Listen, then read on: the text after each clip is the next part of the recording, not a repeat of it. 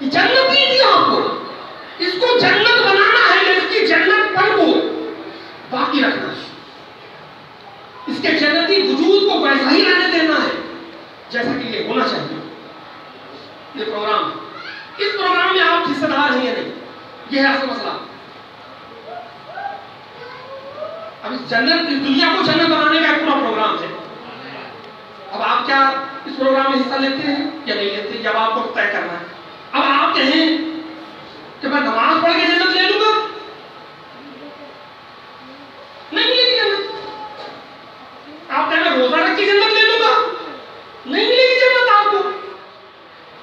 آپ کا مسئلہ یہ نہیں ہے کہ آپ نے نماز پڑھ کے جنت کو لینا ہے، مسئلہ اصل میں یہ ہے کہ اس جنت بنانے کے پروگرام میں آپ نے حصہ لیا ہے یا نہیں لیا۔ اب آپ کہیں گے یہ عجیب بات کر دی آپ نے، نماز پڑھ کے جنت نہیں ملے گی تو پھر کیسے ملے گی؟